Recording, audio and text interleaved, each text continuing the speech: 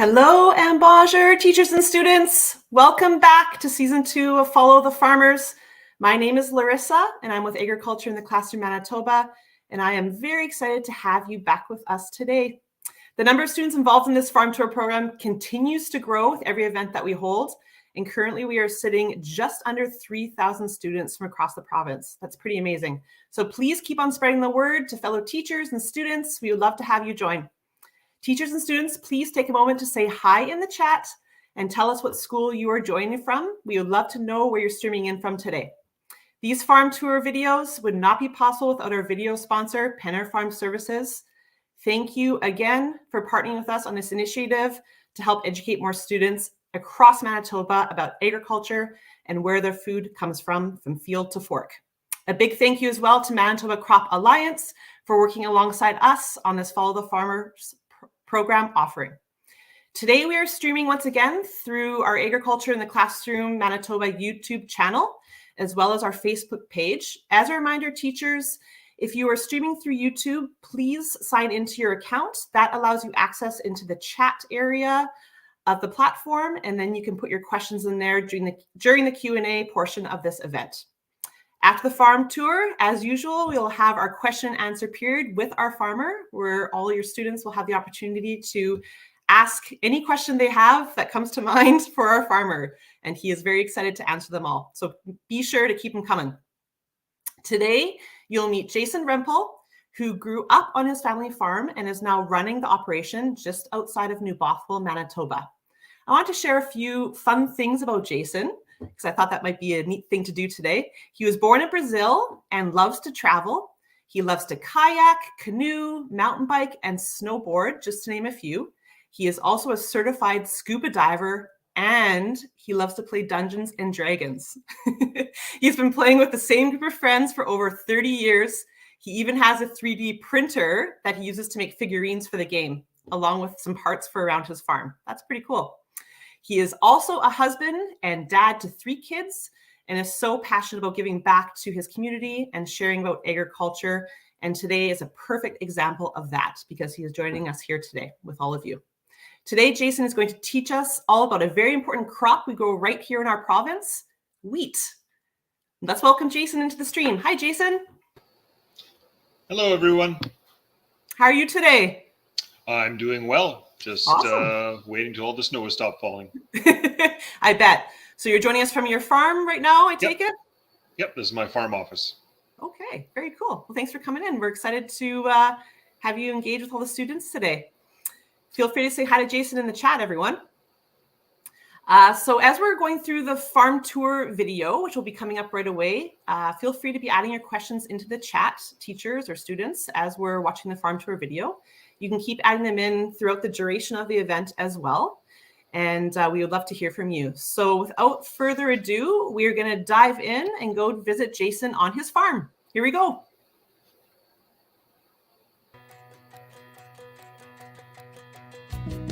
Hi, we're the Rempels. I'm Jason, and this is Christy, and this is Avery, and Evan, and Kian. This is our farm, Rempel Co Acres. We're a mixed farming operation. We grow grain, and we raise hogs and goats. We are a third-generation farm. We're located just east of New Bothwell, Manitoba. I grew up on this farm, and I'm 45 years old, so you could say I've been farming for most of my life. Today we'll be learning about growing and harvesting wheat and what it can provide for you. This is the field that we planted the wheat in.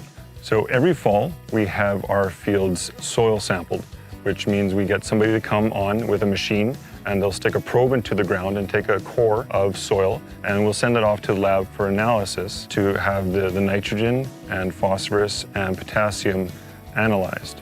So that happens after the crop has been harvested, so that we know what levels of fertilizer to apply for next year's crop. Usually our fields are prepped after the snow has melted. This year it was a very, very snowy winter and a very wet spring, and we can't seed wheat into waterlogged soil. It's too muddy and the tractors will get stuck and the seed won't go in.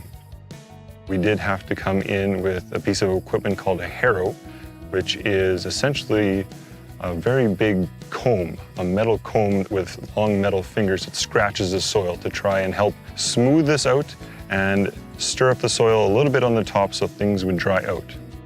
Wheat is okay with being planted into cool soil, so it's one of the first crops that we'll plant in the growing season. And so as soon as the soil is dry enough, we're able to go in and seed it. We don't have to wait for things to warm up. In order to grow a good crop of wheat, you have to feed it with fertilizer, and we apply all of our nitrogen and phosphorus and potash at the time of seeding. Fertilizer will help the wheat grow big and strong and produce a lot of nice, healthy kernels. After we've seeded the wheat, we can expect to see sprouts showing as soon as 6 to 7 days. Our ideal growing season has rain once a week, once every 2 weeks, lots of sunshine, and it's no accident that wheat is grown in Manitoba. We have a great climate for growing wheat. It's not too wet, and it's not too hot, and it's not too cold. After the wheat has sprouted and has put out a few flowers, we will come through with a pass of herbicide, which is a chemical that will kill the plants that aren't wheat. We do this so that the wheat doesn't have to try and outcompete the other plants that want to grow in the field. And later on in the growing season, we will have to also apply something called fungicide. Wheat is susceptible to various diseases that are brought on by fungus or molds, and we have to apply that fungicide to make sure that the wheat plant can actually finish its growing season and grow to maturity and fill this head with nice big fat kernels. If we don't apply fungicide and the wheat becomes diseased, these heads will be empty. So this is a nice healthy head of wheat. So the top part is the head. These are the kernels, the individual kernels from the wheat head. And if we separate some of the hull, we can see the individual kernels. And that is what is actually ground up to make flour. The individual kernels in the head, right now I can squeeze them and moisture will actually come out. Now this is still quite a ways off from being ready to harvest, but it is starting to change color. You can see the beards drying off and browning, and the rest of the kernels just starting to take a little bit of color. These kernels will continue to dry and ripen. We look for them to be too hard to squeeze, and then I'll actually being ready to harvest. The ideal day for harvesting wheat is going to be a nice, sunny, dry day.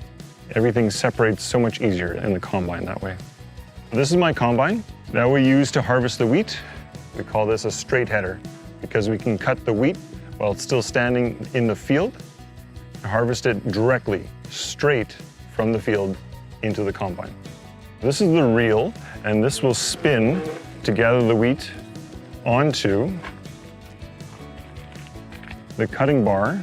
These knife guards act as wedges to help direct the wheat over the cutting bar knives as it gets transferred into the header to go up into the combine. So after the wheat has been gathered onto the cutting bar and cut by the knives, it then goes up and meets what we call the feeder drum. And that is a rotating drum with metal fingers on it, and to gather the wheat and direct it up into the combine. If you look up close at the drum, it actually looks like a big screw that, as it's rotating, helps gather the wheat to the middle to help feed it efficiently into the combine. So after the wheat has been cut and gathered into the front of the feeder house drum, it will actually go up this inclined plane on the feeder house up into the combine, where in this particular style of combine, it will come up and be met by two large rotating rotors, and it'll be pushed against these wires. And the idea is that the straw will remain behind, but the wheat kernels and some of the wheat heads will probably get pushed against here and fall through, and then it can go through the rest of the cleaning system. So the wheat will come through here and the straw, and we come over these things that we call sieves. And the straw and the chaff, those are the things that we don't want. Those will be separated and blown up and out the back of the combine, whereas the wheat seeds, the kernels, will fall down and be gathered up and brought up an elevator to be put into the hopper on the top of the combine, which is where all those kernels will be gathered until we have a full hopper. So when the hopper is full or almost full and we're ready to empty it into a grain cart, then I will swing out this big black pipe, which is what we call an auger. And it's actually got a very long screw inside it. And so when I flip the switch inside the cab, the auger will swing out and the screw inside will start rotating, and it'll bring the grain out and drop it into the grain cart or grain truck to be transported off the field and back to the farm.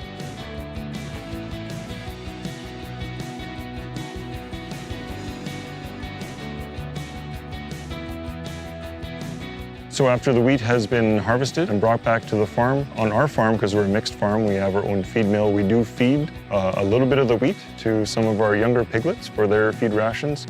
And then we also sell some of our wheat to mills across the country. Mills use it for many different wheat-containing products, such as bread and bannock and pancakes, naan, and in many of your breakfast cereals as well. Wheat provides us with carbohydrates for energy and protein to help us grow strong muscles and bones, and has fiber to aid in digestion, and has many other micronutrients. Did you know that one slice of bread can provide enough energy to play 9 minutes of basketball? Well, that's pretty cool.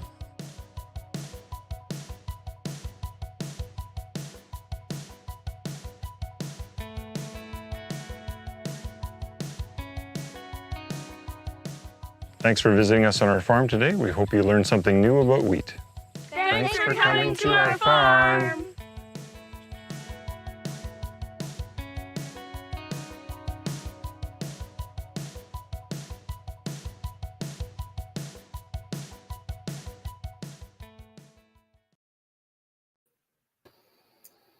Jason, you have such a beautiful farm and such a beautiful family. Thank you. Thank you for letting us join you at your home. We appreciate it. You're welcome. Doesn't summer seem like a distant memory? Oh, yeah. It was so nice to see so much of the greenery. No. Take us back. Take us back. Yeah. Well, thank you so much, Jason, for bringing us onto your farm, for teaching us all about wheat, how you care for your crop, the nutrition it provides for us, and for showing us how your combine works. It was really, really cool. We're going to head into our question and answer period now. And we had a few questions come in from a very particular class, actually, from Miss Kyle's grade 3-4 class over at Laidlaw School. We had 3 students sending questions from her class, so I figured why not include them all, right? Yep. So we're going to get the first question pulled in here. And this first question is from a grade 3-4 student, and he is wondering, how tall can your wheat grow? Does it get over 1 meter? That's a great question. Yeah, our wheat that we grow on our farm will average about 85 centimeters when it's fully grown, all the way up. Yeah, so it rarely will get over 1 meter. But because I got this question ahead of time, I actually looked and I found out that one of the tallest wheats that grow in the world is an ancient one grown in Italy, and that can grow well over 84 inches tall. And I'm over 6 feet tall, and so it would actually be above my head. Wow. But we don't grow those ones in Manitoba. Ours are about 85 centimeters tall. Okay, very cool. And do you find, did your wheat grow that tall this year? Or was it better last year? What do you think kind of affects that? Yeah, no, it grew very very close to that height this year. We had lots of sunshine and lots of water. You probably saw even from the harvest video, there was still some water in the field, and there were some muddy conditions. But the 2 years previous, where we had not enough water and things were quite dry, our wheat was shorter than that. And so, yeah, it would have been shorter in stature. Okay. Very cool. Mhm. So let's move on to Leaf's question here, another grade 3-4 student from the same class. And Leaf is wondering, how much sunlight does the wheat need to flower? Ooh, it's a tough Okay. one. Yeah, well, that's a great question, and there's many different ways to measure sunlight. We actually can measure it in growing units or growing degree days, but we won't get complicated like that. I think the easiest way to answer that is that it takes from when I've planted it to when it is considered fully grown and mature. It's about 100 days.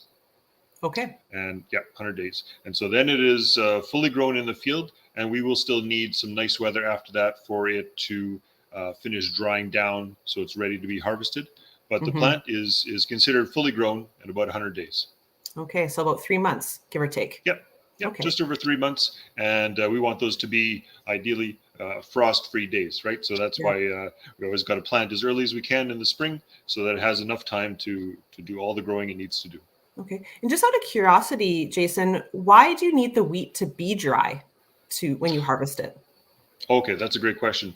If we put it in, and you saw in the video our large steel bins, if you put it in there and it is not as dry as what's considered safe for storage, then the moisture, the excess moisture that's inside the kernel, can actually start to cause it to rot. So it needs to be dry enough that molds and funguses and other bacteria and stuff can grow. So we like to have it below 12% moisture for safe storage in the bin. So on a year like this too, where things were a little bit wetter, we would put it into the bin and it might be a couple percentage points higher, but we have large fans blowing air under the bin through the floor. So the floor has many small holes, and they would be actually blow air through the floor to help keep things cool and also help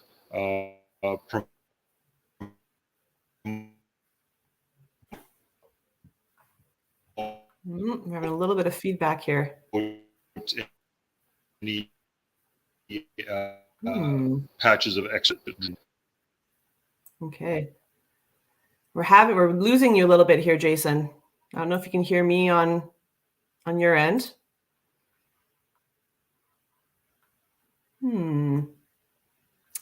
Sorry, folks. The joys of live streaming.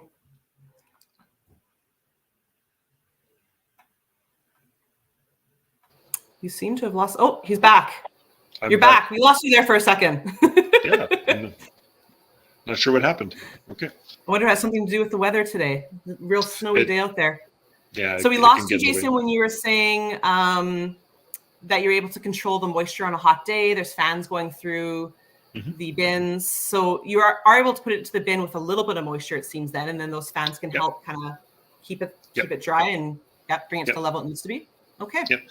Help dry it out and help cool it down. That's the other thing too. If you're bringing it in on a really hot day when it's like plus 30 degrees outside, and you put that in a bin, the wheat kernels can actually, we call it sweat.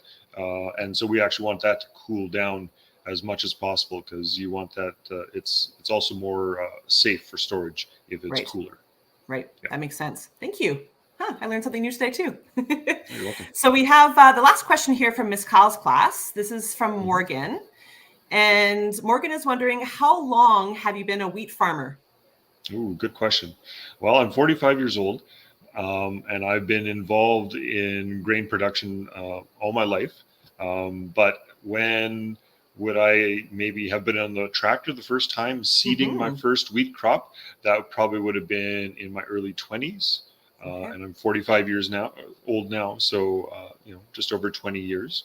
But maybe another thing is, when did I get to make the decisions on when to plant and what variety to plant? Well, that started maybe about 10 years ago. So there's steps along the way when you're involved in a family farm. Kind of like graduating from elementary, then junior high, then high school. Yep. Kind of somewhere on the farm.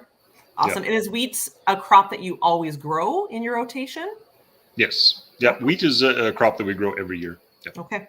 Awesome. Thanks, Morgan. Thanks, kids, for those questions. Awesome job. So I want to share something with you that I thought was pretty darn cool. Miss Kyle's class is actually growing something in their classroom right now, and I want to show you what that is. Okay. We're going to bring that up onto the screen here. Hey, look at that. Nice. Yeah, so it Oh, looks like they have a little green thumbs garden and they're growing wheat. Isn't that cool? That's great, and it looks like they've already flowered nicely, and that's some very nice looking wheat. Yeah, good job, students. We're impressed. Hey, you're getting the thumbs up from a actual wheat farmer here. That means they're doing pretty well. Good job. Yep. Nice. All right, so we have one more pre-question that I want to pull in. This is from Keaton, and he's a grade 6 student at Ecole John Henderson. And Keaton is wondering, what part of the plant would be used for household stuff other than food? So is there any use for wheat other than flour and food products that we eat every day? Yeah, absolutely. That's a great question. What part of the plant would we use for household stuff? So aside from the actual kernels, the straw, so that's the main stalk and leaves of the wheat plant, can be used for all sorts of things. It has a lot of a type of fiber called lignin. It's very similar to what is in trees. It helps make them strong. So the wheat stalk is very strong, and we use it in animal bedding. That's one of the most common ones. But then that can also be used as a biomass for heating systems. So it can be burnt in a furnace, and it can also be shredded and used in various types of paper products. And some companies in the last number of years have also started to use them in some of these bioplastics. So plastics that you can use for cutlery, plates, cups, things like that, that can actually, when you're done using them, they can actually biodegrade and not take up space in the landfill. So very cool. I also heard that some use it in kitty litter and some cosmetic products, and so it seems like there's really not much of the plant that's wasted, which is pretty neat to know. Very cool. Thanks, Jason. All right, are you ready to dive into these live questions here? Yep, throw them at me. Open up the floodgates. All right, let's go for it. All right, so we have Shaylin Johnson and Thomas from Nelson, I'm not sure what school this is, NMS, would like to know how many acres of wheat you plan to grow in your next growing season. Ooh, good question. I won't really say how many acres. I'll just say as a percentage. It'll be roughly 20% of our total acres, because we grow typically 5 or 6 different grain crops in a year. And so we're always wanting to rotate those through, so we don't have the same crop on the same field year after year. And so it'll be about 20% or 1/5 of our acres will be wheat again next year. Very cool. And do you know what other crops you're going to add to wheat next year? Do you already have it all planned out that far in advance? Yeah. Oh yeah. We've had it planned for months, and actually we kind of have usually a 2 or 3 year plan ahead of time. Of course, everything changes according to the weather. But in addition to wheat, we do barley, oats, corn, canola, and soybeans. And I've also experimented with some peas as well. But we'll see if that happens this next year. Very cool. Awesome. Good question, Thomas. Yeah. Let's see what else we have coming your way here, Jason. All right. This is from Hannah, Hannah's class. And this is from a grade 6 student wondering, how much fertilizer do you put on per acre? Oh, they're really challenging you here. Yeah, that's great. They want to know the numbers. Yeah. Well, to grow a nice wheat crop, which would be, in the neighborhood of 90 to 100 bushels per acre, it would require roughly 120 to 150 pounds of nitrogen alone, as well as probably 20, 25 pounds of phosphorus and another, 20 to 30 pounds of potash. Oh, wow. But like we talked about in the video, we have our soil analyzed after every harvest. And sometimes even after a really challenging spring, we even do another sampling in springtime to see what nutrients are still left in the soil that are available for the wheat plant. And so even though we know it needs 150 pounds to grow a good crop, we might not put that much down in the springtime. Okay. And then also we do have the opportunity to put fertilizer down as the plant is growing if we think, it didn't have enough, or there wasn't as much available due to too much water, not enough water. things like that. So we can make some adjustments on the fly. But yeah, roughly 150 pounds of nitrogen will grow a good wheat crop. Okay. And kids, you saw Jason when he was planting, pulling that big red cart behind his tractor. And that's where his seed and your fertilizer was, right, Jason? Yep. And out of curiosity, I'm curious, the fertilizer that's in that cart, is that enough for you to pass over your entire wheat field, or do you have to fill it multiple times to be able to fertilize the whole field? Oh no, I'll need to fill that quite a number of times. To cover that field. Yep. Very cool. And do you have to go get that from the farm, or is it brought to you, or how does that work? I'll have somebody who's helping me on the farm that day come out with a couple different trucks. So we'll have one truck that's dedicated to the seed and another truck that's dedicated to bringing the specific fertilizer blend that is prescribed for that particular field and that particular crop. So every field will get a different blend of the different nutrients that are needed in the fertilizer. Gotcha. So you have a lot of people helping you in the process of planting and harvesting. It's not just you out there. You have people driving back and forth helping, and very, very neat. Yeah. Cool. Yeah. You can't just do it by yourself. No, you need help. Awesome. Good question. Okay, let's see what else we have here. That's great. I love these questions. All right. Nixon from a grade 6 class is wondering, would like to know, what you do in the winter when you're not growing wheat. That's a good question. Oh, that's a great question. Well, hey, sometimes we're even using our wheat to make our own bread here. Baking, doing some baking, and actually we just did a lot of Christmas baking. But on the farming aspect, we're actually doing a lot of the selling of the wheat.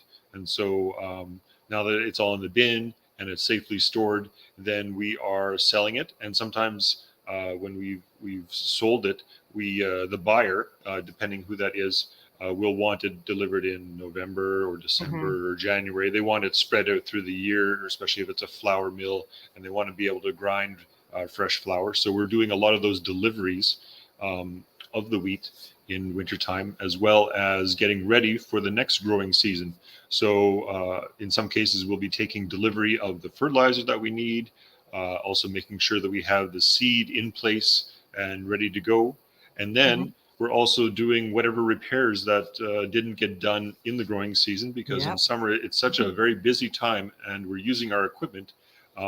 We take the time in winter to go through everything and make sure that anything that wasn't working quite right or needed to be fixed more than just what we needed to do in the moment. We make all those repairs so that come spring, we're ready to go as soon as the weather is ready, that we're already ready to go. So plus you have your pigs and your goats and all those other minor things that you need to look after on the farm, eh? You're busy year round. Wow. Good question, Nixon. That's awesome. Okay, Alvin is wondering, how much bin storage do you have to store your wheat, and what is the longest amount of time you have stored it for? I love all these questions. These are awesome. That's a great question. How much bin storage do we have to store our wheat? Well, on our farm we have about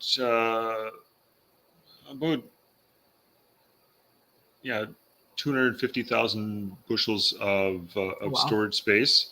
Everything all included. Now, only a small portion of that will be for the wheat. And so, for example, our wheat crop this year fit into 3 of those big steel bins that you saw during some of the video in the background when we were showing you the combine.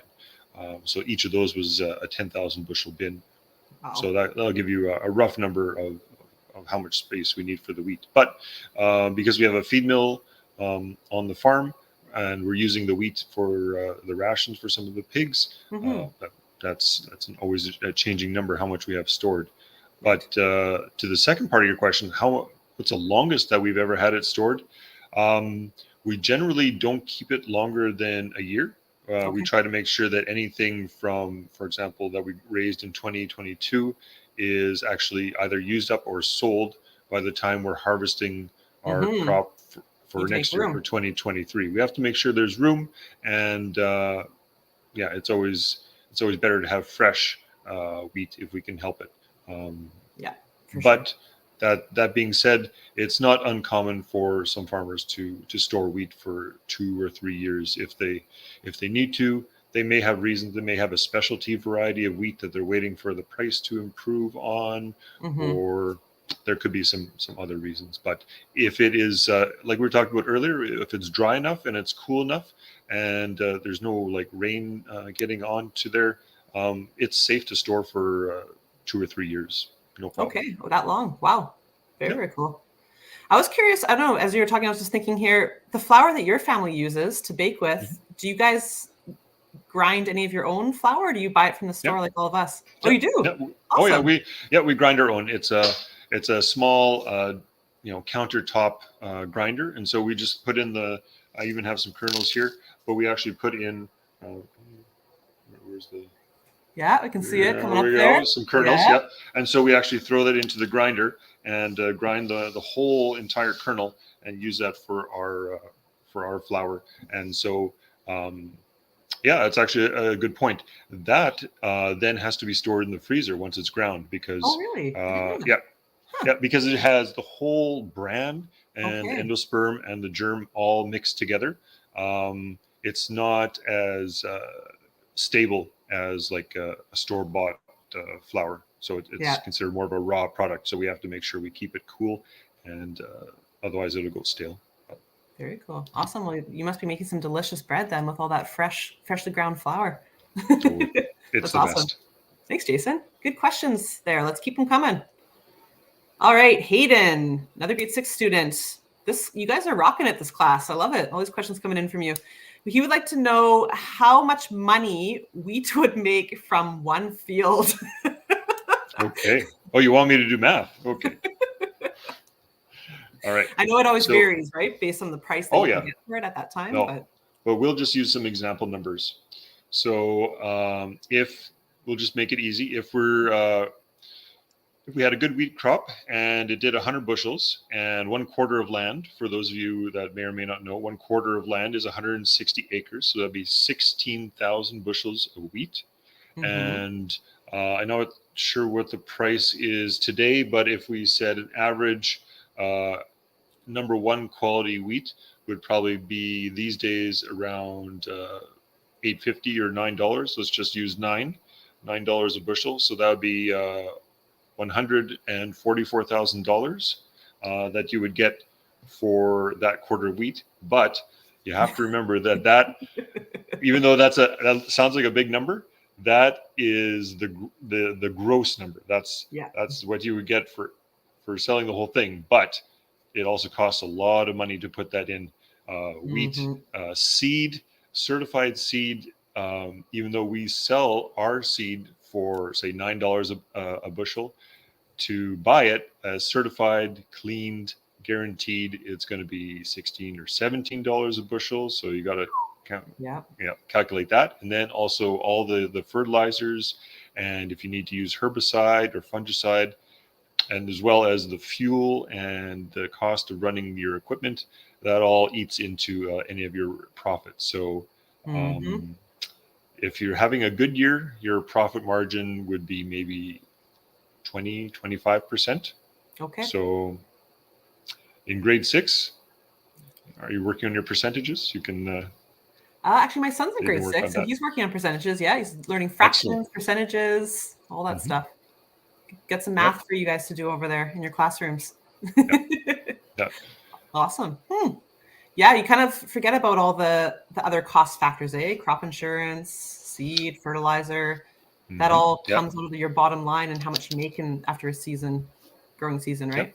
Absolutely. And equipment breaks down and you got to fix it. And it is not cheap to fix equipment or to buy new equipment. It's very expensive. And then, like you said before, I can't put in the crop all by myself. I need to have people hired to help me.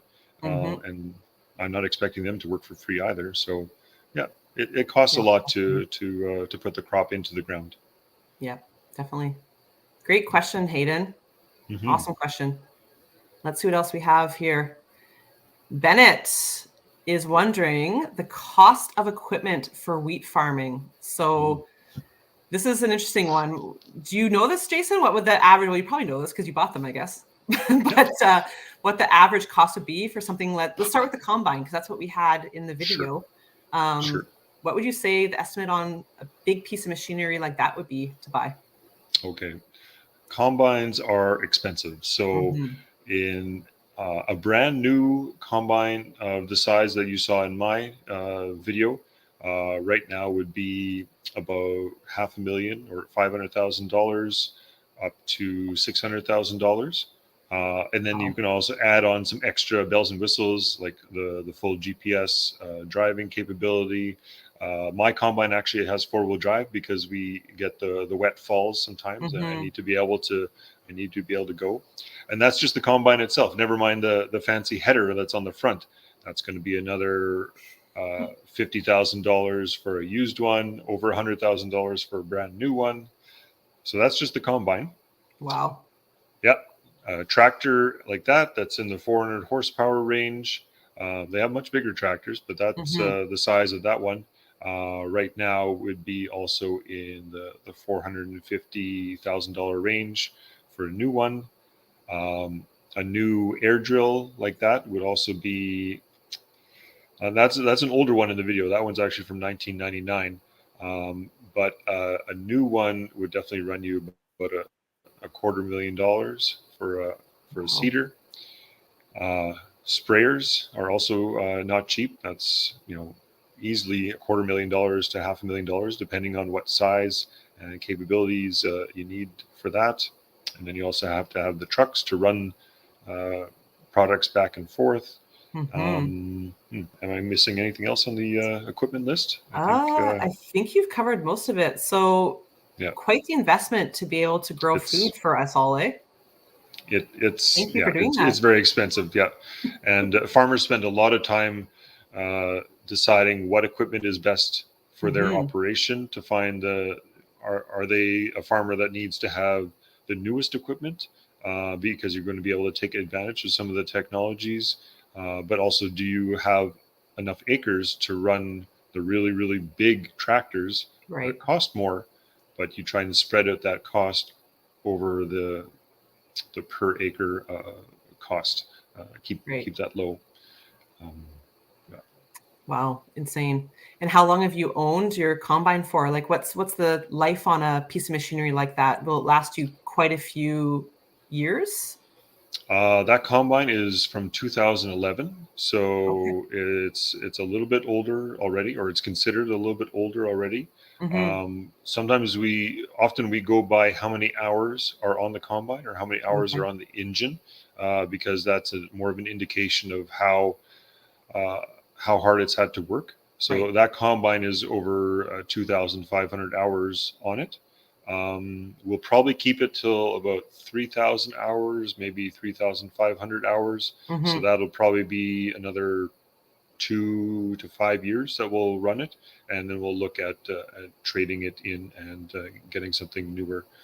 On our farm, for our size of farm, we tend not to buy the newest equipment because we're not the biggest farm around. We'll probably find one that's had somebody run it for a few years, and then we'll buy it used from them. Okay, it's like me with my purchasing cars. I would love to buy new, but I just don't. Thanks, Jason. You're welcome. Good question, Bennett. All right, Precious is wondering, another grade 6 student, would like to know how many acres total your farm is. Okay, sure. You want to see my bank account? No. Sometimes farmers like to talk about the size of their farms. Sometimes they don't. But yeah, we're currently farming around 2,000 acres on our farm.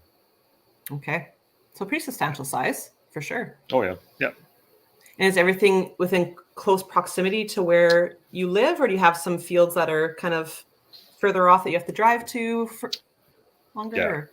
It is very competitive amongst farms if they want to be able to expand.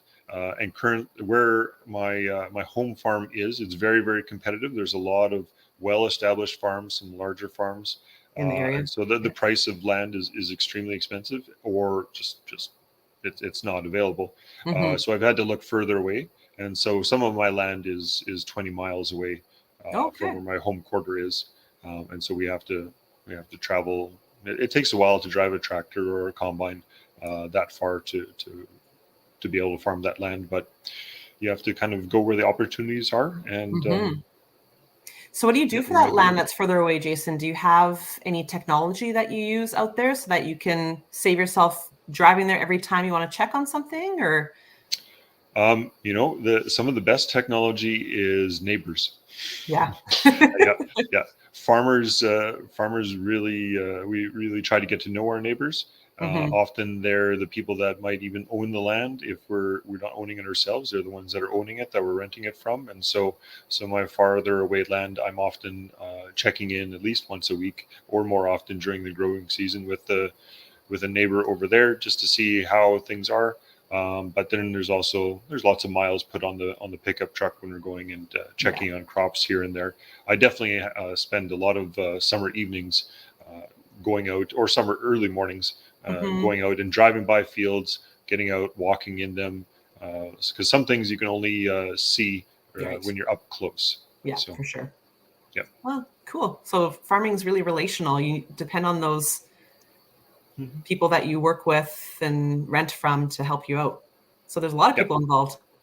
Very cool. Good question, Precious.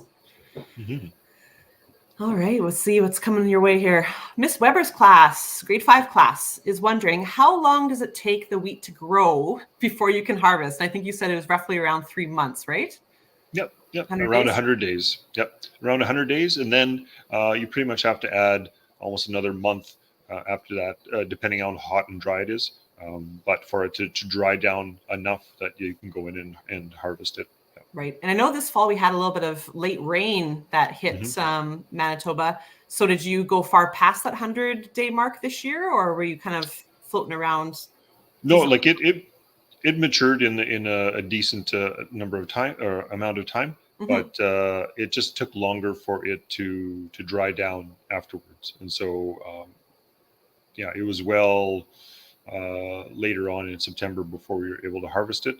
And also because of the really wet spring, things started late. So that also factors in. So it's always changing. It's always keeping you on your toes. Yeah. All the time. Yeah. Good question, Miss Weber's class. Thank you. So I think we have a few more. I think we have about 3 more questions that we're going to pull in here. And this is from a grade 6 class from Beausevain School. And they're wondering, why did you want to farm in the first place? That's a great question. Yeah, that's a really good question. Yeah, and some days when I'm stuck in the mud, I wonder, why am I farming? But I really love being outside, and I love watching things grow. I like watching things change. I like all the different seasons that we get here in Western Canada, and so this gives me an opportunity to get out there and really get into the dirt. And like I said, I really like watching things grow. I like seeing how it progresses throughout the whole growing season, and I see how the changing conditions, how I have to help take care of the plants, as well as my animals too. The goats are out on pasture, and seeing the hogs growing. It's really rewarding to start with something so small as a wheat seed, and then be able to harvest it in the end and put it into a bin and sell it.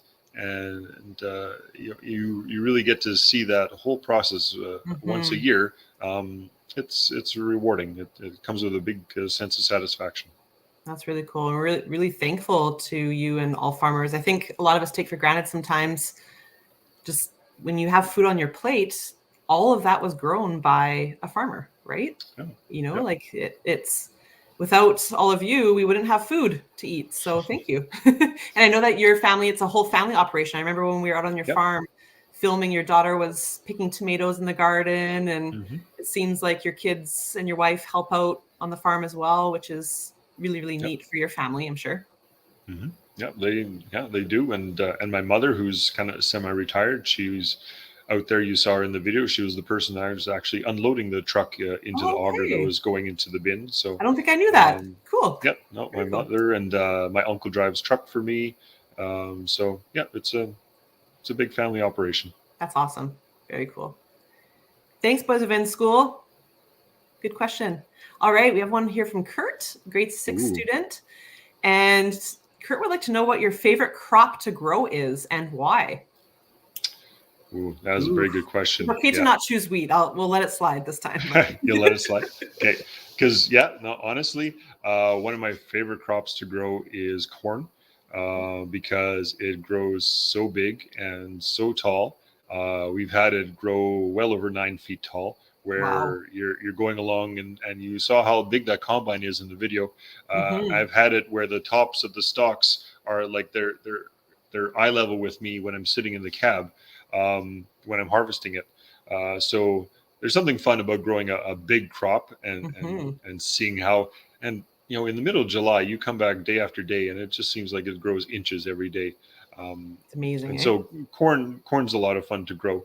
But we grow 5 or 6 different crops every year, and every one of them has their own unique growing characteristics that just make them all fun to grow. The wheat and the barley are just so lush and green, and the oats has these huge cereal leaves, and then they wave in the wind. So it almost looks like water when it's when the wind is blowing on it in July. So every crop has its lovely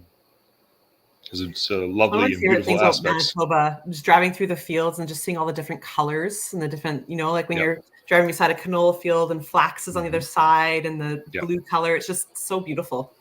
Yeah. Awesome. Good question, Kurt. Thank you. I think we have 2 more, I'm being told, that we have here coming in. So this is from Susan Weber's class, and they're wondering what inspired you to build your own farm. Was this a farm this was the farm that you grew up on, right, Jason? This is the one I grew up on. Yep. And so this one was actually purchased by my grandfather back in the 50s. And then my dad was the one who decided to really get into hogs. And so he's the one who it was his decision to build most of those barns. It was my idea to add the goats to it as a way to start eating the weeds and grasses that grew around the farm. Why would I mow them down if I can just have the goats eat them for free? I hear you. And they're growing and they're happy.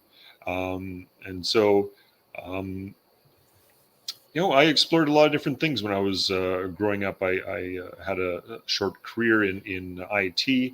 And network installation and stuff, but I came back to the farm because it was the most satisfying for me. So even though myself, like most farmers these days, there are some that have started their own farm from scratch, but it's hard to do. Like when we're talking about the numbers and how much equipment costs and how much land costs, is very expensive to get in if you haven't already been lucky enough to have been born into farming.